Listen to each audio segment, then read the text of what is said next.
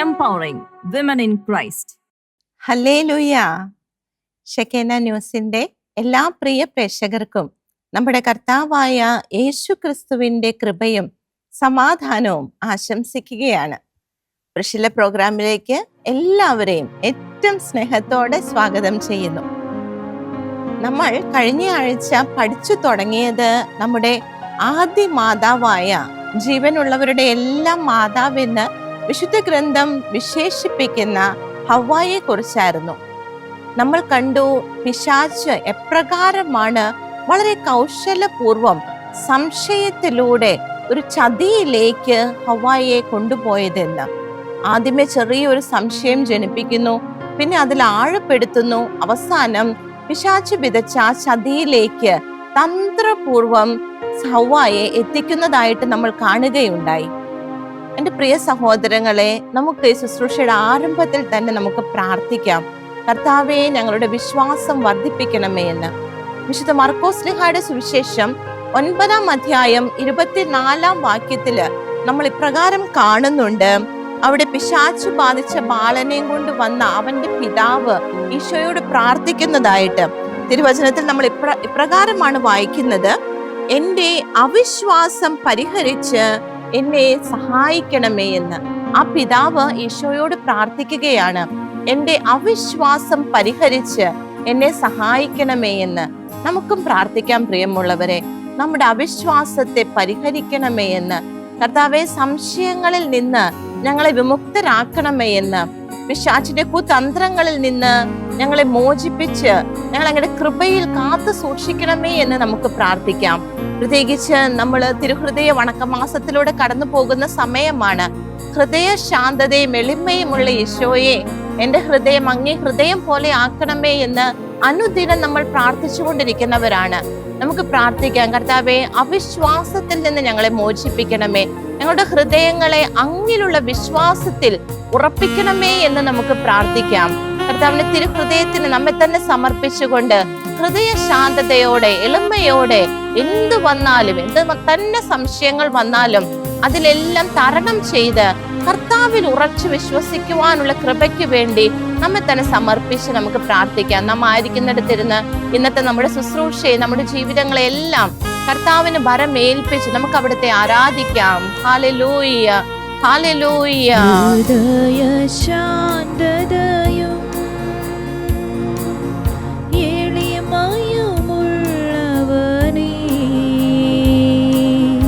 ഈശോയേ, എൻ ഹൃദയം അങ്ങേ ഹൃദയം പോലാക്കണമേ.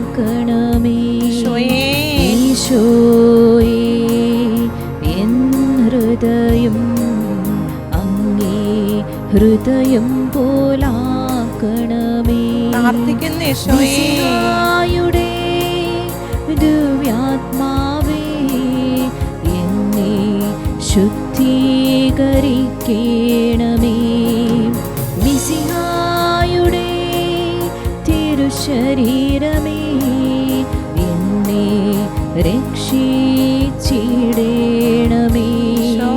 മിശിഹായുടെ തിരുരക്തമേ, എൻ്റെ ലഹരിയായിടണമേ.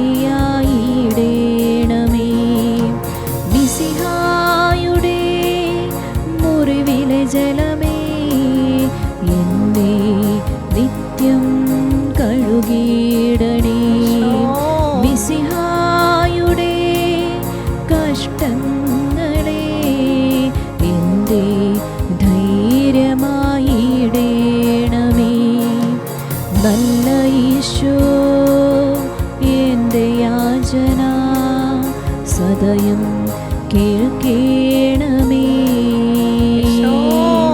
നല്ല ഈശോ, എൻ്റെ യാചന സദയം കേൾക്കണമേ.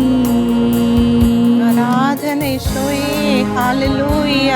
കർത്താവേ, ഞങ്ങൾ അങ്ങയോട് പ്രാർത്ഥിക്കുന്നു, അങ്ങയുടെ ഹൃദയത്തിൽ ഞങ്ങൾക്ക് ഇടം തരണമേ എന്ന് പ്രാർത്ഥിക്കുന്നു.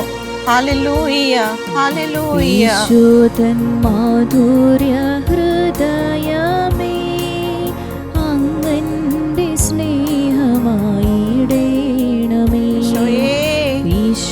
തൻ മാധുര്യ ഹൃദയമേ അങ്ങന്റെ സ്നേഹമാ ഈടേണമേ. ഹല്ലേലൂയ, അങ്ങിൽ ഹല്ലേലൂയ. നിന്നകന്നു പോകാൻ എന്നെ അനുവദിക്കരുതേ.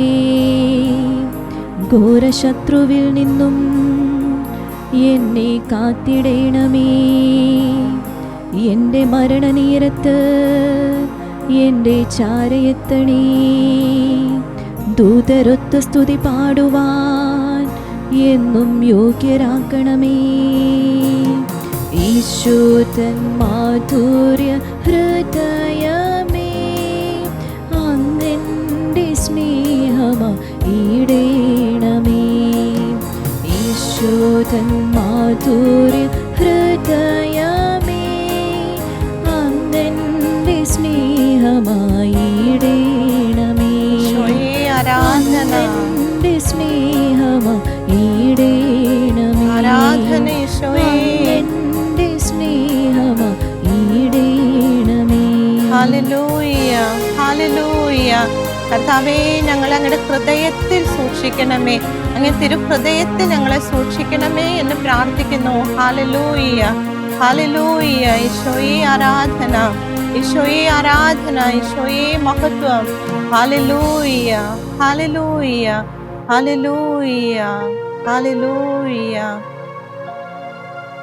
അമ്മേ മാതാവേ, ഞങ്ങൾ പ്രാർത്ഥിക്കുകയാണ് അവിശ്വാസത്തിൽ നിന്ന് കരകയറി പോരുവാൻ, സംശയങ്ങൾ കടിപ്പെടാതെ ഈശോയിൽ ഉറച്ചു വിശ്വസിക്കുവാനുള്ള കൃപ ലഭിക്കുവാൻ നിങ്ങൾ ഓരോരുത്തർക്കും വേണ്ടി അമ്മയെ പ്രാർത്ഥിക്കണമേ. വിശുദ്ധ യോസേപ്പ് പിതാവേ, തിരുകുടുംബത്തിന്റെ പാലക, ഒരിക്കൽ പോലും സംശയങ്ങൾ കടിപ്പെടാതെ കർത്താവിൽ ഉറച്ചു വിശ്വസിച്ചുകൊണ്ട് കർത്താവിനോട് ചേർന്ന് മുന്നേറിയ ഞങ്ങളുടെ പ്രിയ പിതാവേ, ആ ഒരു കൃപ ഞങ്ങൾക്ക് ലഭിക്കുവാൻ ഞങ്ങളുടെ കുടുംബങ്ങൾക്ക് വേണ്ടി ഞങ്ങൾ ഓരോരുത്തർക്കും വേണ്ടി പ്രാർത്ഥിക്കണമേ. നമുക്ക് ചേർന്ന് പ്രാർത്ഥിക്കാം. നന്മ നിറഞ്ഞ മറിയമേ സ്വസ്തി, കർത്താവ് അങ്ങയോടുകൂടെ സ്ത്രീകളിൽ അങ്ങ് അനുഗ്രഹിക്കപ്പെട്ടവളാകുന്നു. അങ്ങയുടെ ഉദരത്തിൻ ഫലമായ ഈശോ അനുഗ്രഹിക്കപ്പെട്ടവനാകുന്നു. പരിശുദ്ധ മറിയമേ, തമ്പുരാന്റെ അമ്മേ, പാപികളായ ഞങ്ങൾക്ക് വേണ്ടി ഇപ്പോഴും ഞങ്ങളുടെ മരണസമയത്തും തമ്പുരാനോട് അപേക്ഷിക്കണമേ. ആമേൻ. ആമേൻ.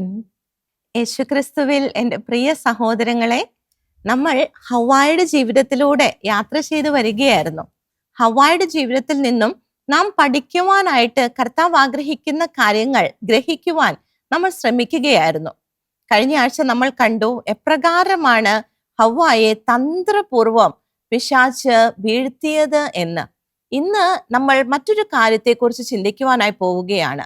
നമുക്കറിയാം, ആദവും ഹവ്വായും ആ ഏദൻ തോട്ടത്തിൽ വളരെ സന്തോഷത്തോടെ എല്ലാ അനുഗ്രഹങ്ങളാലും ചുറ്റപ്പെട്ട് അവരങ്ങനെ കഴിഞ്ഞു വരികയായിരുന്നു. അപ്പോഴാണ് കൗശലപൂർവം സർപ്പം അവിടേക്ക് കടന്നു വന്നതും ഈ കാര്യങ്ങളെല്ലാം സംഭവിച്ചതും. നമുക്ക് 3-ാം അധ്യായം 6-ാം തിരുവാക്യം, ഉൽപ്പത്തിയുടെ പുസ്തകം 3-ാം അധ്യായം 6-ാം തിരുവാക്യം, അവിടെ ഹവ്വ പറയുന്ന ഒരു കാര്യമാണ്. നമുക്ക് ആ തിരുവചനം ഒരിക്കൽ കൂടി ഒന്ന് ശ്രദ്ധിക്കാം. ആ വൃക്ഷത്തിന്റെ ഫലം ആസ്വാദ്യവും കണ്ണിന് കൗതുകകരവും അറിവേകാൻ കഴിയുമെന്നതിനാൽ അഭികാമ്യവും ആണെന്ന് കണ്ട് അവൾ അത് പറിച്ചു തിന്നു. ഭർത്താവിനും കൊടുത്തു, അവനും തിന്നു. ഇവിടെ നമ്മൾ കണ്ടു, ഹവ്വായ്ക്ക് ഏദൻ തോട്ടത്തിൽ ഒന്നിനും ഒരു കുറവും ഉണ്ടായിരുന്നില്ല. എന്നാൽ സർപ്പം അവളെ ആ വിധത്തിൽ വഞ്ചിച്ചു കഴിഞ്ഞപ്പോൾ, തന്ത്രപൂർവം കുടുക്കിലാക്കി കഴിഞ്ഞപ്പോൾ, ആ വിലക്കപ്പെട്ട ഫലം, ആ ഒരു വൃക്ഷം, അതിന്റെ ഫലത്തിന് ചില പ്രത്യേകതകൾ അവൾ കണ്ടുപിടിക്കുകയാ. നമ്മൾ കേട്ടു, ഒന്നാമത് എന്താ നമ്മൾ കേട്ടത്? ആ വൃക്ഷത്തിന്റെ ഫലം ആസ്വാദ്യകരമാണ്, അത് വളരെ രുചിയുള്ളതാണ്, ടേസ്റ്റിയാണ് എന്ന് അവൾ കാണുകയാ. എൻ്റെ പ്രിയ സഹോദരങ്ങളെ, ആ ഏദൻ തോട്ടത്തിൽ ഒത്തിരിയേറെ ഫലവൃക്ഷങ്ങൾ ഉണ്ടായിരുന്നു, ഒത്തിരിയേറെ അവർക്ക് കഴിക്കുവാനായിട്ടുണ്ടായിരുന്നു. അതെല്ലാം വളരെ രുചിയുള്ളതായിരുന്നു. മറ്റതെല്ലാം ചീത്തയായിട്ട് ഇത് മാത്രമായിരുന്നു നല്ലതെങ്കിൽ പറയുന്നത് അല്പമെങ്കിലും അർത്ഥമുണ്ടായിരുന്നു. എന്നാൽ കർത്താവ് അവർക്ക് കൊടുത്തതെല്ലാം നല്ലതായിരുന്നു. നമുക്ക് ആ തിരുവചനത്തിലേക്ക് ഒന്ന് കടന്നു വരാം. ഉൽപ്പത്തിയുടെ പുസ്തകം 1-ാം അധ്യായം 29-ാം തിരുവാക്യം എന്താ പറയുന്നതെന്ന് നമുക്കൊന്ന് ശ്രദ്ധിക്കാം.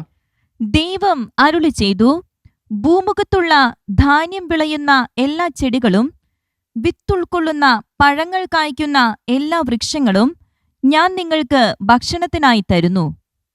വീണ്ടും 2-ാം അധ്യായം 16-17 തിരുവാക്യത്തിൽ കർത്താവ് വീണ്ടും പറയുകയാണ്, അവിടുന്ന് അവനോട് കൽപ്പിച്ചു, തോട്ടത്തിലെ എല്ലാ വൃക്ഷങ്ങളുടെയും ഫലം ഭക്ഷിച്ചുകൊള്ളുക. എന്നാൽ നന്മ തിന്മകളെക്കുറിച്ചുള്ള അറിവിന്റെ വൃക്ഷത്തിലെ ഫലം നീ തിന്നരുത്. തിന്നുന്ന ദിവസം നീ മരിക്കും. അവിടെ ഏദൻ തോട്ടത്തിലെ എല്ലാ വൃക്ഷത്തിന്റെയും ഫലം നിനക്ക് ഭക്ഷിക്കാം. ഒത്തിരിയേറെ വൃക്ഷങ്ങൾ ഉണ്ടായിരുന്നു, എല്ലാം വളരെ രുചിയുള്ളതുമായിരുന്നു.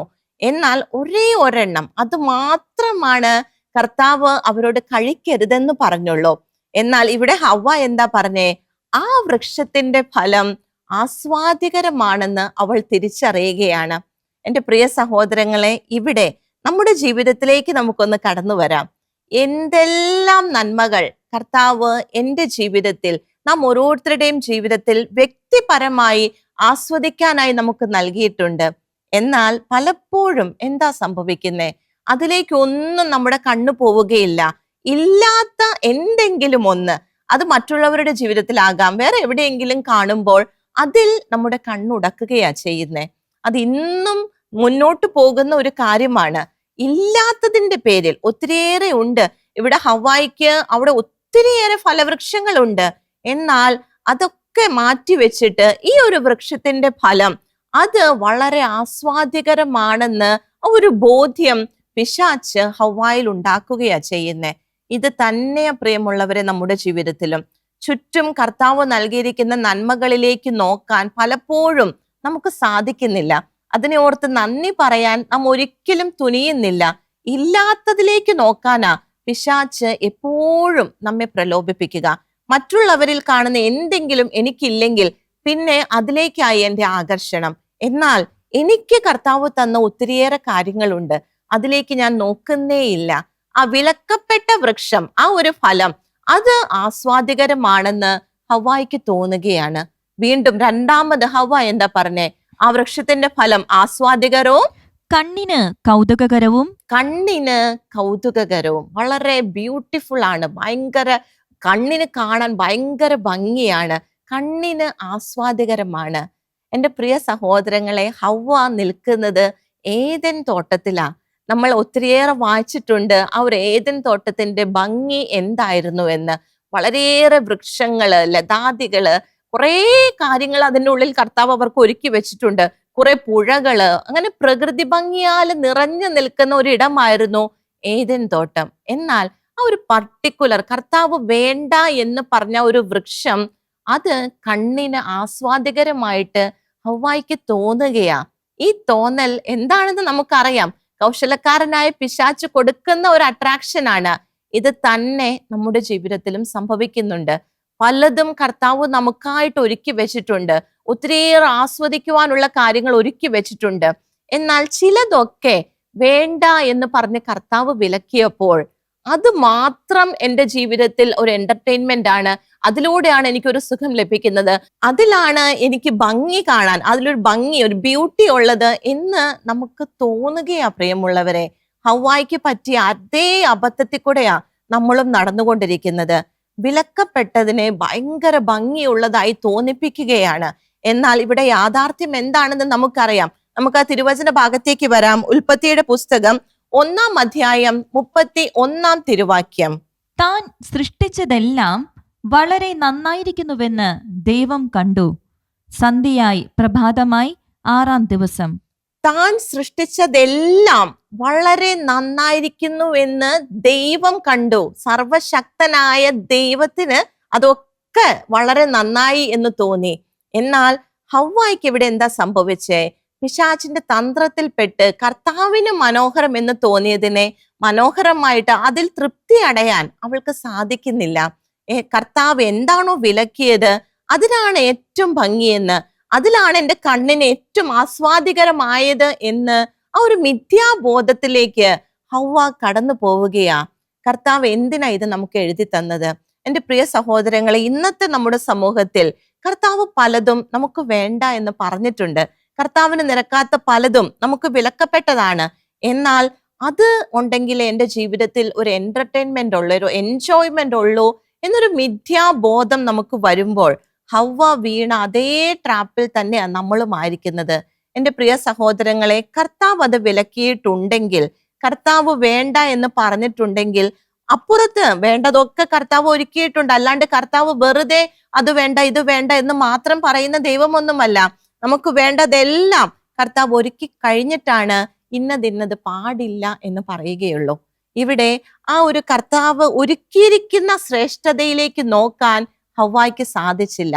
ആ ഒരു വലിയ വീഴ്ച നമ്മുടെ ജീവിതത്തിൽ സംഭവിക്കാതിരിക്കാനാ കർത്താവ് ഇത് നമുക്കൊരു മുന്നറിയിപ്പായി നൽകുന്നത്. നമുക്ക് ഒരിക്കൽ കൂടി ആ വചനത്തിലേക്ക് തന്നെ കടന്നു വരാം. 3-ാം അധ്യായം 6-ാം തിരുവാക്യം. പഴം ആസ്വാദ്യവും കണ്ണിന് കൗതുകകരവും അറിവേകാൻ കഴിയുമെന്നതിനാൽ അഭികാമ്യവും ആണെന്ന് കണ്ട്. അറിവേകാൻ കഴിയുമെന്നതിനാൽ അഭികാമ്യമാണെന്ന് കണ്ട്. എൻ്റെ പ്രിയ സഹോദരങ്ങളെ, നമ്മൾ കണ്ടു പഴം ആസ്വാദകരമാണെന്നും കണ്ണിന് കൗതുകകരമാണെന്നും ഒക്കെ അവൾക്ക് തോന്നിയത് തെറ്റായിരുന്നു. കർത്താവിന്റെ വചനം തന്നെ അതിന് നമുക്ക് സാക്ഷ്യം നൽകുന്നുണ്ട്. അതുപോലെ അറിവേകാൻ കഴിയുമെന്നതിനാൽ അഭികാമ്യമാണെന്ന് തൊട്ട് മുൻപിലത്തെ വചനത്തില് പിശാച് തന്നെ അവളോട് പറയുന്ന ഒരു കാര്യമുണ്ട്. ഇത് കഴിച്ചു കഴിഞ്ഞാൽ നിങ്ങൾ ദൈവത്തെ പോലെ ആകും, നന്മ തിന്മകളൊക്കെ തിരിച്ചറിഞ്ഞ് ദൈവത്തെ പോലെ ആകും, അത്രമാത്രം അറിവ് നൽകുന്ന ഒരു ഫലമാണ് ഇതെന്ന് പിശാച് ആ ഒരു ബോധ്യം ഹവ്വായ്ക്ക് നൽകുകയാ. ആ ഒരു ബോധ്യത്തിൽ ഹവ്വ ഉറച്ചു നിന്ന് പറയുകയാണ്, ഈ പഴം കഴിച്ചാൽ എനിക്ക് അറിവ് വർദ്ധിക്കും, ദൈവത്തെ പോലെ ഞാനായി മാറുമെന്ന്.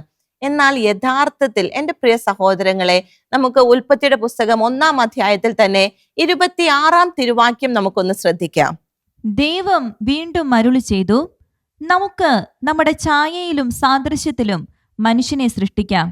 അവർക്ക് കടലിലെ മത്സ്യങ്ങളുടെയും ആകാശത്തിലെ പറവകളുടെയും നാൽക്കാലികളുടെയും ഭൂമി മുഴുവന്റെയും ഭൂമിയിലിഴയുന്ന സർവ്വജീവികളുടെ മേൽ ആധിപത്യം ഉണ്ടായിരിക്കട്ടെ. ഇവിടെ കർത്താവ് എടുത്തു പറയുന്ന ഒരു കാര്യമുണ്ട്.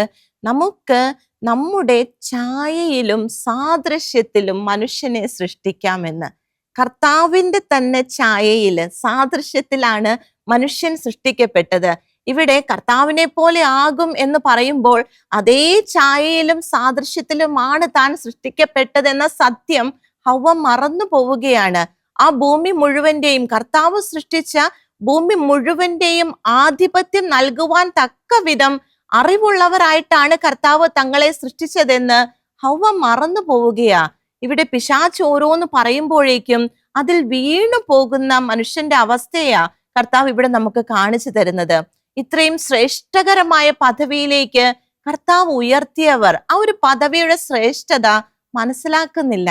തന്റെ തന്നെ സാദൃശ്യത്തിലും ഛായയിലും സൃഷ്ടിക്കപ്പെട്ട് ദൈവത്തെ പോലെ സൃഷ്ടിക്കപ്പെട്ട മനുഷ്യൻ ഇവിടെ എന്താ ചെയ്യുന്നേ? ദൈവത്തെ പോലെ ആകാനായിട്ട് കർത്താവിന്റെ കൽപ്പനകളെ ലംഘിക്കുന്നതായിട്ടാണ് നമ്മൾ കാണുന്നത്. എൻ്റെ പ്രിയ സഹോദരങ്ങളെ, വീണ്ടും നമ്മൾ നമ്മുടെ ജീവിതത്തിലേക്ക് തന്നെ തിരിച്ചു വരികയാണ്. നാം ഓരോരുത്തരും അനുദിനം ചെയ്തു കൂട്ടുന്ന കാര്യങ്ങളിലേക്ക് നമുക്ക് തന്നെ ഒന്ന് ചിന്തിക്കാം, സ്വയം വിലയിരുത്താം. ഇവിടെ ഹവ്വ ചെയ്ത ഈ വിഡ്ഢിത്തരങ്ങളെന്ന് തന്നെ പറയണം. കർത്താവ് എല്ലാ അവസരങ്ങളും എല്ലാ സാധ്യതകളും എല്ലാം അവൾക്ക് അതിന്റെ പൂർത്തീകരണത്തിൽ കൊടുത്തപ്പോൾ അതിൽ തൃപ്തി അടയാതെ തനിക്ക് വിലക്കപ്പെട്ട ഒരേ ഒരു വസ്തു അതിലേക്ക് കോൺസെൻട്രേറ്റ് ചെയ്യുന്ന, അതിനായിട്ട് ആഗ്രഹിച്ച് അതിനുവേണ്ടി കർത്താവിന്റെ കൽപ്പനകളെ ലംഘിക്കുന്ന ഹവ്വായെയാ കർത്താവ് നമുക്ക് മുൻപിൽ എത്തിച്ചു കാണിക്കുന്നത്. തികച്ചും ഒരു അതൃപ്തമായ ജീവിതമാണ് ഹവ്വ ഇവിടെ കാണിച്ചു തരുന്നത്. കർത്താവിന്റെ ദാനങ്ങളെ ഓർത്ത് നന്ദി പറയുകയോ അതിനെ ഓർത്ത് സന്തോഷിക്കുകയോ അതിൽ തൃപ്തി അടയുകയോ ചെയ്യാൻ കഴിയാത്ത മനുഷ്യന്റെ അവസ്ഥയെ കർത്താവ് ഇവിടെ കാണിച്ചു തരികയാ. നമുക്ക് സ്വയം വിലയിരുത്താം പ്രിയമുള്ളവരെ. നമ്മുടെ ജീവിതത്തിൽ എത്രമാത്രം നന്മകൾ കർത്താവ് നൽകിയിട്ടുണ്ട്, എത്രമാത്രം അനുഗ്രഹങ്ങൾ കർത്താവ് നൽകിയിട്ടുണ്ട്. അതിൽ തൃപ്തി അടയാൻ നമുക്ക് സാധിക്കുന്നുണ്ടോ?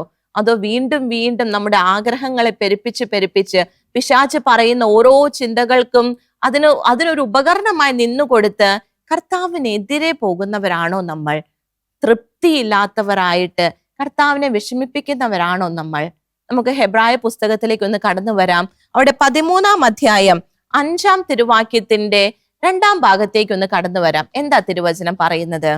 ഉള്ളതുകൊണ്ട് തൃപ്തിപ്പെടുവിൻ, ഞാൻ നിന്നെ ഒരു വിധത്തിലും അവഗണിക്കുകയോ ഉപേക്ഷിക്കുകയോ ഇല്ല എന്ന് അവിടുന്ന് പറഞ്ഞിട്ടുണ്ടല്ലോ. ഉള്ളത് കൊണ്ട് തൃപ്തിപ്പെടുവിൻ, അത്രയും പറഞ്ഞു നിർത്തുകയല്ല. അവിടെ തൃപ്തിപ്പെടുമ്പോൾ ഒരു വിധത്തിൽ ഞാൻ നിന്നെ ഉപേക്ഷിക്കുകയോ അവഗണിക്കുകയോ ഒന്നും ചെയ്യില്ല. നമുക്ക് വേണ്ടതെല്ലാം കർത്താവ് പ്രൊവൈഡ് ചെയ്യും.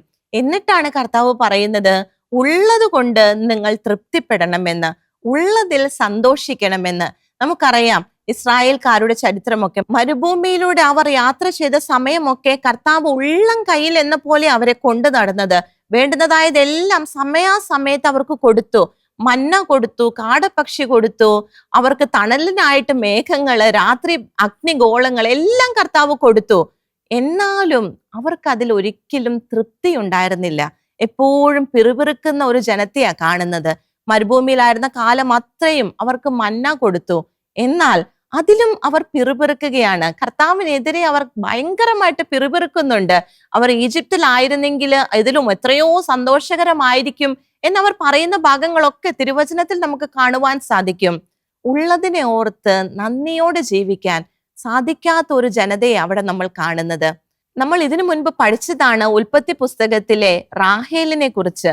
റാഹേലിന്റെ ജീവിതത്തിലും ഇത് തന്നെയായിരുന്നു സംഭവിച്ചത്. അവൾക്ക് ഒത്തിരിയേറെ നന്മകൾ കർത്താവ് കൊടുത്തിരുന്നു, എന്നാൽ അതിലൊന്നും സന്തോഷിക്കാൻ അവൾക്ക് സാധിച്ചില്ല. അവൾക്കില്ലാത്തതിനെ ഓർത്ത് ദുഃഖിച്ചുകൊണ്ടാ അവൾ ജീവിതകാലം മുഴുവൻ മുൻപോട്ട് പോയത്. കാലങ്ങൾക്ക് ശേഷം അവളുടെ പ്രാർത്ഥനയ്ക്ക് ഉത്തരമായിട്ട് കർത്താവ് അവൾക്ക് ഒരു പുത്രനെ നൽകുന്നുണ്ട്. നമുക്ക് ആ ഭാഗത്തേക്ക് ഒന്ന് കടന്നു വരാം. ഉൽപ്പത്തിയുടെ പുസ്തകം 30-ാം അധ്യായം 22-ാം തിരുവാക്യം. ദൈവം റാഹേലിനെ സ്മരിച്ചു. അവിടുന്ന് അവളുടെ പ്രാർത്ഥന കേൾക്കുകയും അവളുടെ വന്ധ്യത്വം അവസാനിപ്പിക്കുകയും ചെയ്തു. അങ്ങനെ അവൾക്ക് ഒരു കുഞ്ഞിനെ ലഭിക്കുകയാണ്, ഒരു ആൺകുഞ്ഞിനെ ലഭിക്കുകയാണ്. 24-ാം വാക്യം നമുക്കൊന്ന് കേൾക്കാം. കർത്താവ് എനിക്ക് ഒരു പുത്രനെ കൂടി തരട്ടെ എന്ന് പറഞ്ഞ് അവൾ അവന് ജോസഫ് എന്ന് പേരിട്ടു. അവിടെ അവൾക്ക് ലഭിച്ച ആ നന്മയേക്കാൾ ഉപരി ഇനിയും കിട്ടാനായിട്ട് തന്റെ സഹോദരിയുമായിട്ട് വലിയ കോമ്പറ്റീഷനിലായിരുന്നു അവൾ. ഇനിയും തനിക്ക് മക്കളെ കിട്ടാനായിട്ട് അവിടെ ഉള്ളതിൽ തൃപ്തിപ്പെടാതെ കർത്താവിനോട് വീണ്ടും വീണ്ടും നന്മകൾക്ക് വേണ്ടി ഇനിയും ഒരു പുത്രനെ നൽകണമേ എന്ന് പറഞ്ഞ് ജോസഫ് എന്ന് കർത്താവ് നൽകിയ പുത്രന് പേരിടുകയാ. ഇനിയും എനിക്ക് വേണം, ഉള്ളത് പോരാ. ഉള്ളതിൽ തൃപ്തിപ്പെടാത്ത ഒരു ജീവിതത്തെ നമ്മൾ റാഹേലിൽ കണ്ടതാണ്. എൻ്റെ പ്രിയ സഹോദരങ്ങളെ, നമുക്ക് പുതിയ നിയമത്തിൽ സ്ലീഹന്മാരിലേക്ക്, പൗലോസ് സ്ലീഹായിലേക്ക് ഒന്ന് കടന്നു വരാം. പൗലോസ് സ്ലീഹ നമ്മെ പഠിപ്പിക്കുന്ന വലിയൊരു കാര്യമുണ്ട്. ഫിലിപ്പിയിലെ സഭയ്ക്ക് എഴുതിയ ലേഖനത്തിൽ 4-ാം അധ്യായം 11-ാം വാക്യത്തിന്റെ 2-ാം ഭാഗത്ത് പൗലോസ് സ്ലീഹ എന്താ പറയുന്നത്? കാരണം ഏതു സാഹചര്യത്തിലും സംതൃപ്തിയോടെ കഴിയാൻ ഞാൻ പഠിച്ചിട്ടുണ്ട്. പൗലോസ് സ്ലീഹ നമ്മോട് ഓരോരുത്തരോടും പറയുകയാണ്, സാഹചര്യം എന്ത് തന്നെ ആണെങ്കിലും അവിടെ സംതൃപ്തിയോടെ കഴിയാൻ ഞാൻ പഠിച്ചിട്ടുണ്ട്. ഓരോ ക്രൈസ്തവനിൽ നിന്നും കർത്താവ് ആഗ്രഹിക്കുന്ന ഒരു മനോഭാവമാണ് ഇവിടെ പൗലോസ് സ്ലീഹ പറഞ്ഞു തരുന്നത്. തുടർന്ന് 12-ാം വാക്യത്തിൽ പൗലോസ് സ്ലീഹ അതേക്കുറിച്ച് കൂടുതലായി പറയുന്നുണ്ട്. താഴ്ന്ന നിലയിൽ ജീവിക്കാൻ എനിക്കറിയാം, സമൃദ്ധിയിലും ജീവിക്കാനും ഏത് സാഹചര്യത്തിലും കഴിയാനും എനിക്ക് പരിശീലനം ലഭിച്ചിട്ടുണ്ട്. അതെ, സുഭിക്ഷത്തിലും ദുർഭിക്ഷത്തിലും സമൃദ്ധിയിലും ദാരിദ്ര്യത്തിലും എല്ലാം. ഏത് സാഹചര്യത്തിലാണെങ്കിലും, എത്രമാത്രം കുറവിലാണെങ്കിലും സമൃദ്ധിയിലാണെങ്കിലും എങ്ങനെയാണെങ്കിലും സംതൃപ്തിയോടെ ജീവിക്കാനുള്ള പരിശീലനം ലഭിച്ചവനാണ് താനെന്ന് പൗലോസ് സ്ലീഹ സാക്ഷ്യപ്പെടുത്തുകയാണ്. എന്തായിരുന്നു ആ ഒരു സംതൃപ്തിയോടെ ജീവിക്കാൻ പൗലോസ് സ്ലീഹയെ ശക്തിപ്പെടുത്തിയതെന്ന് നമുക്ക് എല്ലാവർക്കും സുപരിചിതമായ 13-ാം തിരുവാക്യം, ഫിലിപ്പിക്കാർക്ക് എഴുതിയ ലേഖനം 4-ാം അധ്യായം 13-ാം തിരുവാക്യം നമുക്ക് പറഞ്ഞു തരുന്നുണ്ട്. എന്നെ ശക്തനാക്കുന്നവനിലൂടെ എല്ലാം ചെയ്യാൻ എനിക്ക് സാധിക്കും. എൻ്റെ പ്രിയ സഹോദരങ്ങളെ, അവിടെ രഹസ്യം കിടക്കുന്നത്. ശക്തനാക്കുന്ന കർത്താവിൽ ആശ്രയിക്കുമ്പോഴേ എപ്പോഴും തൃപ്തിയോടെ ജീവിക്കാൻ നമുക്ക് സാധിക്കുകയുള്ളൂ. നമ്മുടെ തന്നെ ആഗ്രഹങ്ങളെ പരിപോഷിപ്പിച്ച് ഇങ്ങനെ നടക്കുമ്പോൾ കർത്താവ് നൽകുന്ന നന്മകളെ കാണാൻ നമുക്ക് സാധിക്കുകയില്ല. സംതൃപ്തിയോടെ ജീവിക്കാൻ നമുക്ക് സാധിക്കുകയില്ല. പൗലോസ് സ്ലീഹ പറയുകയാണ്, ഏത് സാഹചര്യത്തിലും സംതൃപ്തിയോടെ ജീവിക്കാൻ എനിക്ക് സാധിക്കും, എന്നെ ശക്തനാക്കുന്ന ക്രിസ്തുവിലൂടെ. എൻ്റെ പ്രിയ സഹോദരങ്ങളെ, ഇന്ന് ഹവ്വ നമ്മെ പഠിപ്പിക്കുന്നത് ഈ ഒരു സംതൃപ്തിയോടെയുള്ള ജീവിതത്തിന്റെ അത്യാവശ്യകതയെ കുറിച്ചാണ്. കർത്താവ് നൽകിയിരിക്കുന്ന നന്മകളെ അതിൽ ആനന്ദിച്ച് സന്തോഷിച്ച് അതിൽ തൃപ്തി അടഞ്ഞ് മുന്നോട്ട് പോകുവാനുള്ള കർത്താവിന്റെ ആഗ്രഹമാണ് നമ്മളോട് ആവശ്യപ്പെടുന്നത്. സംതൃപ്തിയോടെ ജീവിക്കാൻ കർത്താവിന് നന്ദി പറഞ്ഞുകൊണ്ട്, ഇല്ലായ്മയെ ഓർത്ത് പരിതപിച്ചുകൊണ്ടല്ല, ഉള്ളതിൽ ആനന്ദിച്ച് ജീവിക്കാൻ, ഏത് സാഹചര്യത്തിലും കർത്താവിനെ മഹത്വപ്പെടുത്തി ജീവിക്കാൻ, ഒന്നുമില്ലെങ്കിൽ തന്നെ കർത്താവിനെ മഹത്വപ്പെടുത്തി ജീവിക്കാനുള്ള കൃപ, അതിനായിട്ടാണ് നമ്മൾ പ്രാർത്ഥിക്കേണ്ടത്. എൻ്റെ പ്രിയ സഹോദരങ്ങളെ, നമുക്ക് പ്രാർത്ഥിക്കാം. ഏത് സാഹചര്യത്തിലും എന്ത് തന്നെ വന്നാലും സംതൃപ്തിയോടെ ജീവിക്കാൻ കർത്താവേ ഞങ്ങളെ ബലപ്പെടുത്തണമേ. കർത്താവെ, അങ്ങയുടെ കൃപ മതി, എന്നെ ശക്തനാക്കുന്നവനിലൂടെ എനിക്കത് സാധിക്കും എന്ന് ഞങ്ങൾ ഏറ്റു പറയുകയാണ്. ആ ഒരു കൃപയ്ക്കായിട്ട് ഞങ്ങൾ പ്രാർത്ഥിക്കുകയാണ്. എന്ത് തന്നെ തടസ്സം എൻ്റെ ജീവിതത്തിൽ വന്നാലും കർത്താവെ, അങ്ങ് വേണ്ടത് ഞങ്ങൾക്ക് നൽകിയിട്ടുണ്ട്.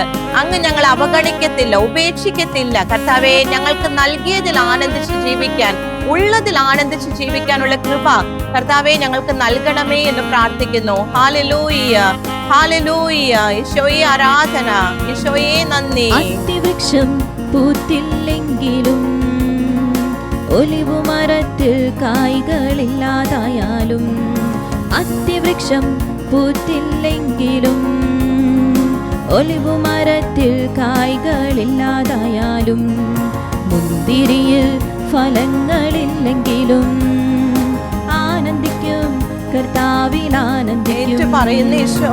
മുന്തിരിയിൽ ഫലങ്ങളില്ലെങ്കിലും ആനന്ദിക്കും, കർത്താവിൽ ആനന്ദിക്കും. ഹല്ലേലൂയ.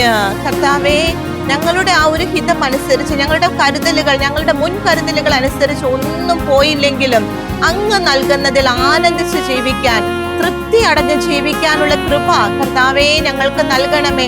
ആനന്ദത്തോടെ ജീവിക്കാനുള്ള കൃപ കർത്താവേ നൽകണമേ. ഹല്ലേലൂയ, ഹല്ലേലൂയ, ഹല്ലേലൂയ. ഈശോയെ നന്ദി, ഈശോയെ ആരാധന. ഹല്ലേലൂയ. നീലാകാശത്തിൽ പറന്നുയർന്നാലും, ആഴി തൻ ആഴത്തിൽ നീന്തി തുടിച്ചാലും, നീലാകാശത്തിൽ പറന്നുയർന്നാലും, ആഴി തൻ ആഴത്തിൽ നീന്തി തുടിച്ചാലും, ആലയിൽ നാട്ടിൻ പറ്റം ഇല്ലാതായാലും ആനന്ദിക്കും, കർത്താവിൽ ആനന്ദിക്കും. പറയുന്ന കർത്താവേ, ആലയിൽ നാട്ടിൻ പറ്റം ഇല്ലാതായാലും ആനന്ദിക്കും, കർത്താവിൽ ആനന്ദിക്കും.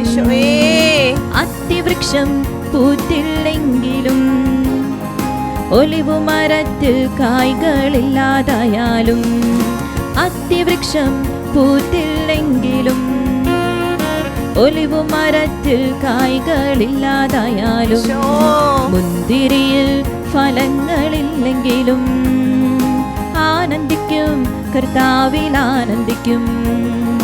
മുന്തിരിയിൽ ഫലങ്ങളില്ലെങ്കിലും ആനന്ദിക്കും, കർത്താവിൽ ആനന്ദിക്കും. ഹല്ലേലൂയ. ആനന്ദിക്കും, കർത്താവിൽ ആനന്ദിക്കും. ഹല്ലേലൂയ.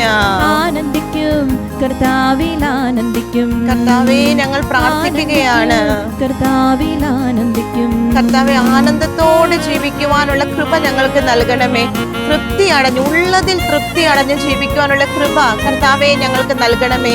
ഇല്ലാത്തതിലേക്ക് നോക്കി അതിനു വേണ്ടി യത്നിക്കാതെ കർത്താവ് ഞങ്ങൾക്ക് നൽകിയിരിക്കുന്ന നന്മകളെ, അതിന്റെ വില മനസ്സിലാക്കിക്കൊണ്ട് അതിൽ ആനന്ദിച്ച് തൃപ്തി അടഞ്ഞ് ജീവിക്കുവാനുള്ള വലിയ കൃപയിലേക്ക് കർത്താവേ ഞങ്ങളെ ഉയർത്തണമേ. Hallelujah, hallelujah. ഈശോയെ നന്ദി, ഈശോയെ നന്ദി. ഹല്ലേലൂയ, ഹല്ലേലൂയ, ഹല്ലേലൂയ. ആമേൻ. എൻ്റെ പ്രിയ സഹോദരങ്ങളെ, ഹവ്വായുടെ ജീവിതത്തിലൂടെ കർത്താവ് നൽകിയിരിക്കുന്ന പാഠങ്ങളെ നമുക്ക് ഉൾക്കൊള്ളാം. നമ്മുടെ ജീവിതത്തിലേക്ക് അത് ഏറ്റെടുത്ത് വേണ്ട മാറ്റങ്ങൾ നമുക്ക് വരുത്തി കർത്താവിന് ആനന്ദം നൽകുന്ന ജീവിതങ്ങളാക്കി നമ്മുടെ ജീവിതങ്ങളെ നമുക്ക് രൂപാന്തരപ്പെടുത്താം. കർത്താവ് എല്ലാവരെയും സമൃദ്ധമായി അനുഗ്രഹിക്കുകയും പരിപാലിക്കുകയും ചെയ്യട്ടെ. നിങ്ങളുടെ അഭിപ്രായങ്ങളും പ്രാർത്ഥനാ നിയോഗങ്ങളും ഞങ്ങളെ അറിയിക്കുക. ഞങ്ങളുടെ നമ്പർ 9495219811. ഞങ്ങളുടെ ഇമെയിൽ priscilla@gmail.com. ഞങ്ങളുടെ address പ്രിഷില്ല Shekinah news, Thalikkode, Pattikkad PO, Thrissur, Kerala 680652.